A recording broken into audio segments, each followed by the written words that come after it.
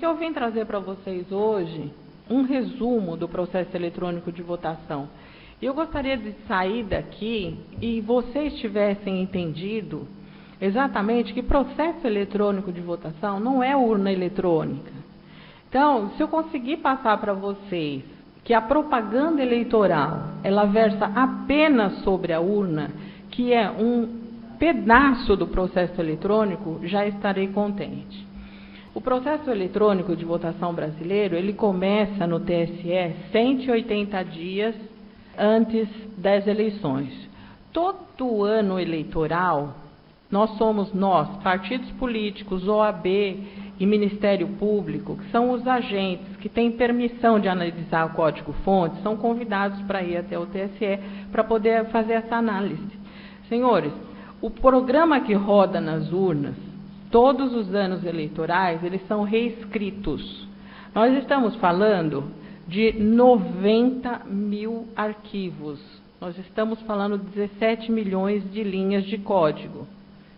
Vocês têm que ter uma noção geral, essa noção que eu queria que vocês tivessem. O processo começa, fase de desenvolvimento, fase de preparação, que é a geração de mídia, fase de inseminação, fase de carga, fase de votação e fase de totalização.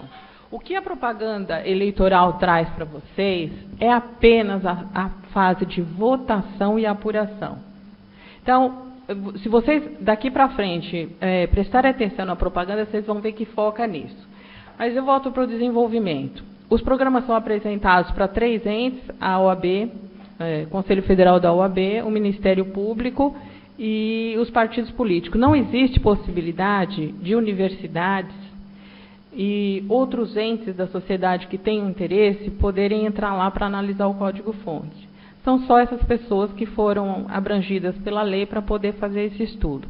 Como eu estava dizendo, nós temos aí 180 dias para analisar 90 mil arquivos, 17 milhões de linhas de código. Nós fizemos um estudo, nós do comitê, e chegamos à conclusão que nós precisaríamos de 35 pessoas trabalhando de segunda a sexta, nesses 6 meses, das 9 às 18, para poder analisar. E mesmo assim, isso não seria frutífero pelo seguinte: no mês de abril, que eles abrem os programas para mostrar para a gente, eles estão começando a escrever as linhas de código. Então, você não tem muito o que analisar, porque eles vão mudando.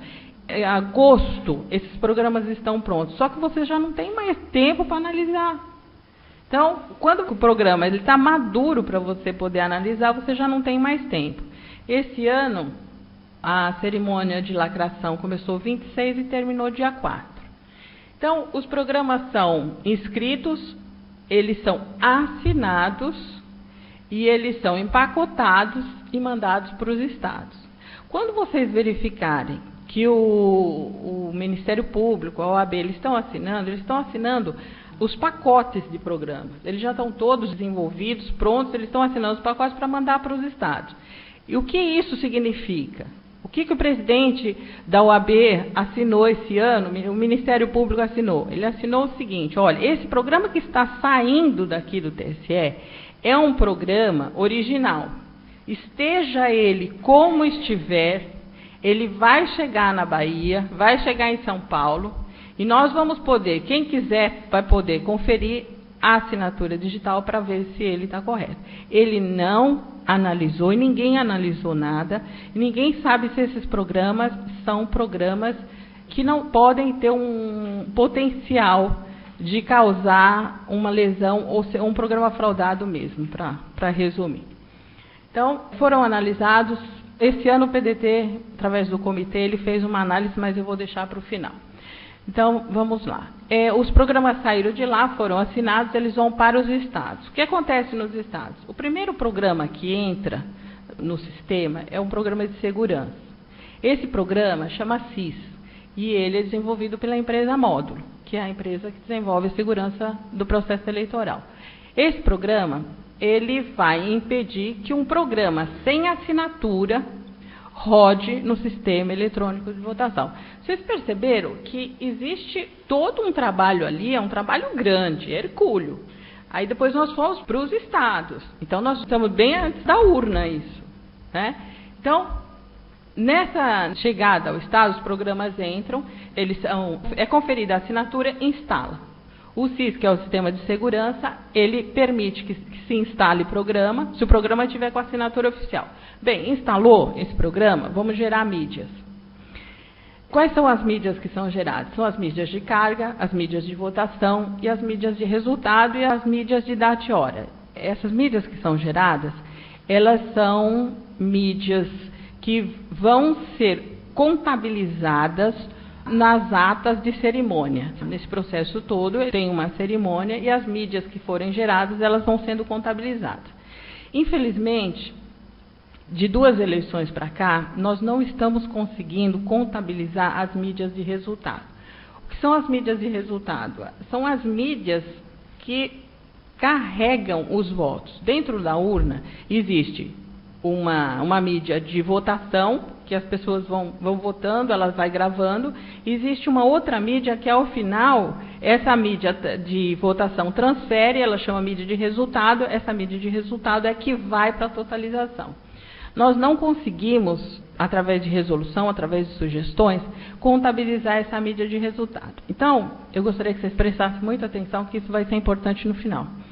Se uma zona ela tiver 400 urnas, ela teria, né, uma conta razoável, 410, 420 mídias de resultado. Como a gente não tem esse controle, não é anotado, não é expresso na ata de geração de mídia, pode ser gerado 800, 900, quantas forem necessárias para as pessoas interessadas em fraudar o processo eletrônico de votação. Então, esse é um outro momento que nós temos percebido muita facilidade em se alterar o resultado de um pleito. Bem, nessa mesma cerimônia é gerado também um aplicativo. Esse aplicativo é o aplicativo Data e Hora. Para que ele serve? Ele serve para mudar o relógio da urna. O que dá para fazer se você mudar o relógio da urna? Você consegue clonar uma urna, mandar o resultado para a totalização e alterar o resultado da eleição. Nesse momento que é gerada essa mídia, aplicativo Data e Hora, eles tomam alguns cuidados e foram feitos muitos estudos que eles disseram que tinham sido eficientes para que essa mídia ela fosse gerada de uma forma mais cuidadosa. Mas ao final nós vamos ver que isso também não está acontecendo. Então, vamos partir agora, nós estamos na geração de mídia. Eu vou dizer para vocês que aqui na Bahia, hoje, começou essa cerimônia, a de geração de mídia. Então, quem tiver curiosidade, pode se dirigir aos TRS, que vocês não vão ver nada, mas é isso que está acontecendo lá, tá? Vocês vão chegar lá, vocês vão ver um monte de computadores, vocês não vão ver urnas, porque as urnas vão ser carregadas com essas mídias em locais diferentes. Mas essa situação existe. Então, o que eu trouxe aqui para vocês é o seguinte, eles estão gerando mídia de carga, estão gerando mídia de alteração do relógio da urna, estão gerando mídia de resultado ali, e depois eles vão carregar as urnas. Aí nós vamos para a fase 3, que é a carga das urnas. Vocês vão ver a propaganda, eles inseminando a urna, colocando todos aqueles pendrives dentro da urna. Essa fase é a fase 3. Mas vocês perceberam, olha que caminho longo que foi feito até se chegar na carga da urna. Será que não tem, se algum problema aconteceu lá em Brasília, se alguém de dentro colocou um programa malicioso, ele não passa, ele não vai até a urna? Será que é impossível fazer isso? Vamos ver. Nesse momento, no item 3, os técnicos vão fazer a carga das urnas com aquelas mídias que foram geradas na fase 2. Aqui na Bahia, eu recebi um e-mail ontem, que a empresa que está fazendo é uma empresa terceirizada. Lá em Brasília, eles discutiram isso, mostraram para a gente que teve problemas. Eles não conseguiram fazer de forma geral a licitação. Então, cada estado está fazendo o seu.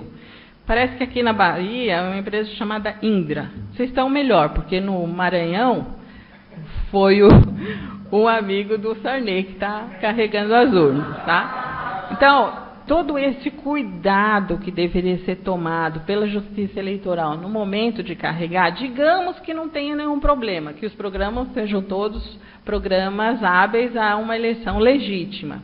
Aí, nessa carga, entregar para terceirizados é uma situação assim que eu concebo que seja extremamente perigosa. Mas vamos para frente, só para mostrar para vocês. Aí nós vamos para a votação, aí vocês vão ver a propaganda eleitoral, que eu até coloquei, se der tempo da gente passar. A urna usa recursos de criptografia, assinatura digital, não pode ser conectada à internet, a urna é segura, rápida. Ninguém falou dos outros processos. Tá? Mesmo no teste que foi feito lá em Brasília, que o Diego Aranha, professor Diego Aranha participou, ele pegou só esse momento aqui. Eles não mostraram para ele o código-fonte do GEDAI, que é de geração de mídia, e não mostraram de totalização, como se isso não existisse. Então, ele pegou esse, mas fez um excelente trabalho, muito bem, menino muito capaz, mas de toda forma, ele não entrou em todo o processo de votação eletrônica. Bem, a votação, acho que vocês sabem, é o que mais é divulgado, vocês têm mais que informação disso, e aí se passa para a totalização. A totalização é um processo que é feito no TSE, eles controlam muito isso, eu percebi dessa vez que eles estão controlando muito a totalização, para que não haja nenhuma... na verdade, o que eu vi lá dessa vez foi que eles têm uma preocupação muito grande com a rapidez, a totalização. A totalização é a rapidez. Nós, partidos políticos, tem momentos que a gente pode fiscalizar em cada uma dessas etapas, que não é o foco aqui. Mas a totalização, eles tiraram o direito da gente fiscalizar nos estados. A fiscalização está sendo feita em Brasília. Em resumo, o que eu vou dizer para vocês, é muito difícil fazer a fiscalização do processo eleitoral. Essas 6 etapas, elas são muito caras. Você precisa mobilizar um contingente de pessoas muito grande. Nós estamos falando de 3.038 zonas eleitorais. Zonas eleitorais são onde são feitas as cargas. As cargas, elas podem ser feitas em mais de uma zona. Pode ser feito em mais lugares que não só uma zona. Outra situação é o problema da votação. Nós temos 451 mil sessões eleitorais. Então, para você fiscalizar todas as sessões eleitorais, você teria que mobilizar 451 mil pessoas. Não, o dobro, porque você teria que pôr 2 fiscais em cada sessão. Então, é um processo caro, é um processo penoso e é um processo muito inexitoso. Por quê? Porque mesmo na fase de desenvolvimento, mesmo na fase de preparação, quem manipula, quem mexe, são pessoas terceirizadas. Tá? Eu não estou falando aqui que as pessoas sejam desonestas. Eu estou falando da falta de cuidado que a Justiça Eleitoral tem com o processo.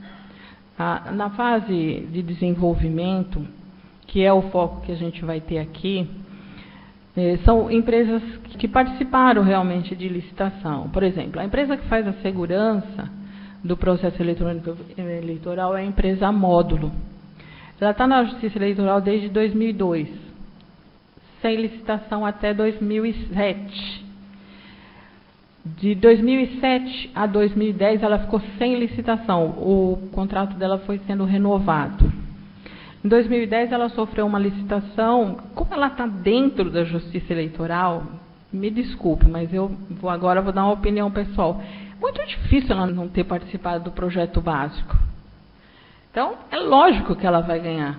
É óbvio que ela vai ficar dentro da Justiça Eleitoral. Então, ela perde esse interesse, essa disputa, porque a Lei 8666 ela tem esse foco. Agora, mais ainda, quando se coloca outras pessoas manipulando esses pendrives, essas mídias de carga, mídia que é a mais perigosa aí de data e hora, e essas pessoas também não têm vínculo, elas não têm interesse, elas ganham muito pouco. Não que elas sejam desonestas, mas eu acho que essa falta de cuidado da Justiça Eleitoral, ela é permeada pela displicência, eu acho. Bem, vamos em frente? Bom, vamos para a análise do código-fonte. Pode passar mais um. Olha, senhores, Ali não tem urna, tá? Isso aí é o ambiente lá de Brasília, onde nós ficamos para analisar os códigos-fontes. Eles colocam computadores para que a gente faça essa análise e nós temos os 180 dias para poder ficar trabalhando. Nesse dia, olha quem está lá atrás. Eu estava nessa audiência, eu estava lá. O ministro estava dizendo o quê? Olha, os programas que estão lacrados nesse CD, eles são os programas oficiais e garantem a licitude da eleição, porque se alguém quiser fazer uma auditoria, vai poder vir aqui e tirar esse CD. Muito bem. Levou para uma sala cofre. Então, eu gostaria que vocês vissem essa foto. Por quê? Porque a propaganda eleitoral ela não traz para você isso. Essa etapa do processo eletrônico de votação é uma etapa que poucos podem participar, mas ela é muito importante, porque é de lá que saem os programas que vêm para os estados, estejam eles como estiverem, como eu já disse. Vocês estão vendo que eu estou lá atrás. O que eu estava fazendo lá atrás? Eu estava pedindo para que eles me entregassem, naquele mesmo momento, as tabelas de hash. Por quê? Eles assinaram os programas e, naquela mesma cerimônia, eles geram as tabelas de hash, que são o resultado das assinaturas. Eu não sei se todos me entendem, eu tenho que explicar melhor. Eles assinam, as assinaturas elas viram um código imenso, eles geram uma tabela de hash, essa tabela de hash é entregue para os partidos. Então, eu estava ali pedindo para eles que me entregassem a tabela, para quê? Para que eu fosse, se eu for fazer fiscalização em algum estado, eu confira esses dados em loco. Bem, esse ano, que eu vou falar para vocês, nós vamos para exatamente análise de código-fonte. Nós contratamos um aluno da UNB e colocamos ele para analisar o código-fonte em agosto. O código-fonte que estava à disposição e o menino, o nome dele é Gabriel Gaspar, ele é aluno do professor Pedro e ele fez uma análise. E nós descobrimos umas situações muito sérias e eu queria colocar aqui para vocês em primeira mão dizendo o seguinte: a ideia não é tumultuar as eleições. A ideia é divulgar que existe problema sério nas urnas, para que essas pessoas que têm condições de manipular, que elas não tenham a oportunidade de fazer isso. E outra coisa, chamar a atenção do Ministério Público, da Ordem dos Advogados do Brasil e até o TSE, se ele não estiver sabendo, para que ele interaja com essa empresa de segurança que fez esses programas, para que ela tome cautela e retire esses programas da base de dados do código-fonte. Bem, o que eu fiz? Nós analisamos o código. Como eu estou sobre compromisso de sigilo, eu chamei para mim toda a responsabilidade, fiz uma petição para a OAB e fiz uma petição também para o ministro Toffoli, dizendo para ele das vulnerabilidades que a gente tinha encontrado no código-fonte. E algumas das irregularidades, eles responderam, mas as respostas são, assim, totalmente descabidas. A situação é grave e eles parecem que não estão muito preocupados. Tá? A primeira vulnerabilidade que a gente encontrou, lembra que eu falei para vocês do dispositivo data e hora, que ele muda da urna? Esse dispositivo foi contratado um instituto muito importante aqui no Brasil para fazer uma análise para que ele ficasse bem mais seguro. Por quê?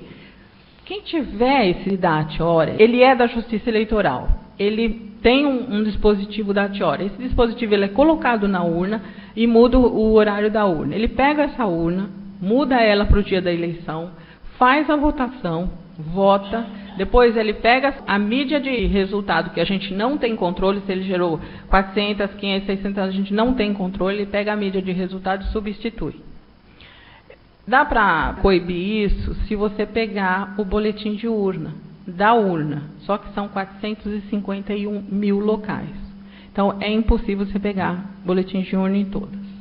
Bem, o que aconteceu? Para que esse dispositivo ficasse mais seguro, eles colocaram uma senha. Analisando o código-fonte, a gente descobriu que essa senha ela é sequencial fixa, de 6 números. Tá. Bom, eu vou dizer assim, para você votar com biometria, a Justiça Eleitoral costuma dar um número só, 5555, 65. Eu pensei que no código-fonte não seria possível colocar lá uma sequência fixa, uma base fixa de 6 dígitos. Todo mundo, todos os técnicos do CEMEN, isso aí é elementar. Porque, mesmo que não seja usado essa sequência fixa nos estados e seja implantada uma sequência aleatória, ela é quebrável assim em segundos com um computador doméstico. Né? Então, qualquer pessoa que tiver acesso ao computador da Justiça Eleitoral vai poder gravar uma mídia de data e hora, mudar o resultado da urna e clonar uma urna com votação aleatória, uma votação que ele faz na própria casa. Essa foi uma vulnerabilidade, que não é a pior. A outra, que eu reputo assim, eu vou até pular mais grave, a outra, que eu pedi para fazer um teste, que eu já tinha visto um computador da Justiça Eleitoral. Lembra daquele momento que eu falei para vocês de gerar mídia? Você está gerando mídia, os programas são oficiais da Justiça Eleitoral, eles estão adentrando a uma base de dados da Justiça Eleitoral, o sistema SIS, ele obrigatoriamente teria que impedir que se acessasse a internet. Eu pedi para fazer um teste gerando mídia em computador, com conexão e sem conexão. Os dois são possíveis e não existe nenhum alerta com relação à conexão da internet. Então, o que é possível? Nós, que somos auditores, fiscais, Ministério Público, juiz, quem estiver lá na cerimônia de geração de mídia, não vai saber se o programa que eles estão colocando no pendrive veio da internet, por acesso à internet, ou da base de dados do TRE. Aí vocês vão ouvir, que provavelmente já estejam falando, o seguinte, mas não roda programa na urna se não tiver assinatura. A urna rejeita, concordo. Só que essa que eu reputo o problema mais grave. Nós encontramos na base, no código-fonte, um programa denominado Inserator. Esse programa ele serve para inserir a assinatura na base de dados do sistema. Então, esse programa ele é executável, ele está sozinho numa linha. A chave privada e a chave pública estão dentro do programa e ele é acionado por teclado. Esse programa veio para os estados, eu tenho certeza que veio por quê? Porque eu analisei ele no dia 3 e no dia 2, os programas foram compilados. Então, eu até levanto aqui, para os experts, se isso seria um backdoor. Por quê? Porque a empresa que faz a segurança, ele está dentro do SIS, ele é uma parte do SIS, o sistema de segurança. E se ele, quem tem conhecimento desse programa, se colocar a assinatura, pegar o programa da internet, colocar a assinatura, ele vai rodar. Aí nós fizemos um questionamento para a Justiça Eleitoral, dizendo, mas por que esse programa está aí dentro? Isso é altamente lesivo, isso aí pode alterar o resultado total de uma eleição. Eles disseram, olha, isso aí era usado até 2004 e era para a gente acertar certificado. E em 2004 entrou a ICP Brasil, nós não precisamos mais. Só que o programa é executável, ele foi mandado para cá porque foi compilado. Eu não sei se ele está assinado, porque a gente não achou ele na tabela de hash, mas ele é capaz, ele está preparado para colocar a assinatura num programa que não seja da Justiça Eleitoral. Essa é a petição que a gente fez para entregar para a OAB e para o ministro Toffoli. É a petição que está dizendo isso que eu acabei de mostrar para vocês. Aí vocês vão dizer assim, mas isso é utopia. Você não conseguiu provar que um programa sem assinatura roda. Muito bem. Eu fiz a auditoria de Londrina. Isso é um arquivo de log de um processo de Londrina. Não roda, gente. Se o programa não tiver assinado, isso é verdade, não roda. Esse arquivo de log é de uma zona lá de Londrina. Eu comecei a analisá-lo. Olha, 27/8/2012, os programas das eleições de 2012 ainda não estavam prontos. E nessa zona, a pessoa já começou a testar para colocar um programa que não era oficial. Se vocês olharem, olha, é 28. Ele abriu o JEDI. JEDI que eu estou falando aqui é geração de mídia. Ele abriu o JEDI e foi conferir as assinaturas, que é o CIS que faz. Foi indo. Aí ele chegou ali, ó, dia 27 às 13h31. Isso é muito rápido. Nós estamos falando de segundos ali, ó, tá? Dia 27, 13h31. Ele começou a verificar o programa HotSwap Flash. Para que serve esse programa? Esse programa ele monitora as mídias de resultado, tá? Ele está ali olhando as mídias de resultado. HotSwap, versão 1990 em execução. Alerta, versão incompatível do HotSwap. Ele era incompatível, o CIS falou, não, esse programa não pode rodar. Vocês perceberam que ali às 13h32 o programa cai. Desliga. Tá? Isso aí ainda estavam testando lá em Brasília, analisando os programas lá em Brasília. Não tinha ainda programa oficial. Dia 28 ele tentou de novo.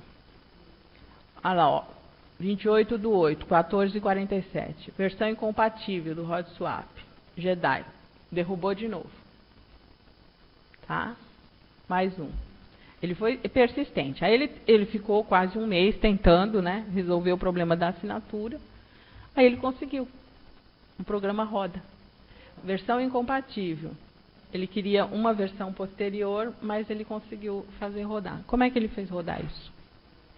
É absolutamente compatível com a hipótese de se utilizar o programa Inserator para que uma assinatura tenha sido colocada nesse programa para ele se tornar oficial e rodar.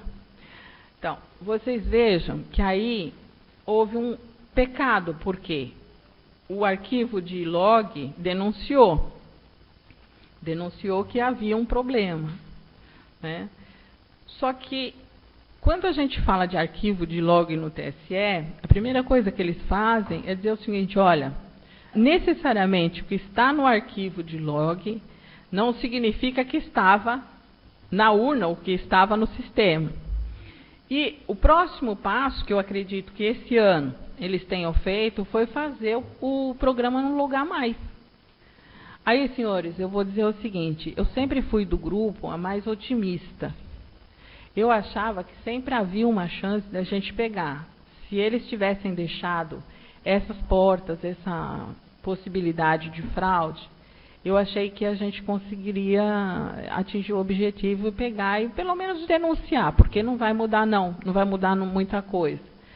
Mas depois de eu ver o Inserator, como ele está no código-fonte, que nós estamos preparando ainda um relatório, como ele estava bem produzido, bem preparado, como ele veio, todo mundo assinou, ninguém ligou para isso, era para colocar certificado, não tem mais certificado. Eu fiquei descrente.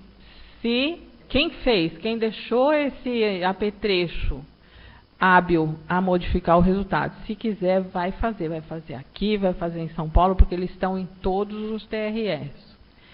E enquanto nós tivermos o réu, que é a Justiça Eleitoral, julgando os processos, nós não vamos ter sucesso. Então, eu volto a dizer o que o Amilcar falou lá na frente. Será que é esse país que a gente quer deixar para os nossos filhos? Essa eleição ela está muito acirrada, muito. Ela está assim, par a par. Agora, se o Inserator for usado, que eu espero que os juízos, eu espero que a Justiça Eleitoral coíba isso, que ela tome providências junto a módulo, para módulo não ter oportunidade de usar esse apetrecho esse método aí de assinatura digital. Então, era isso que eu queria trazer para vocês. Muito obrigado, doutora Maria Aparecida. E eu queria dizer que agora nós teríamos a palavra do TRE, que foi convidado e, infelizmente, não pôde comparecer e avisou que, em função da sobrecarga que tinha, não poderia comparecer a esse debate. Fui informado de que amanhã haverá uma gravação na TVE com a presença do TRE. Então, essa também é uma ação e parceria que a gente tem sempre com a TVE e com o IRDEB, que tem dado muito suporte a essas nossas discussões.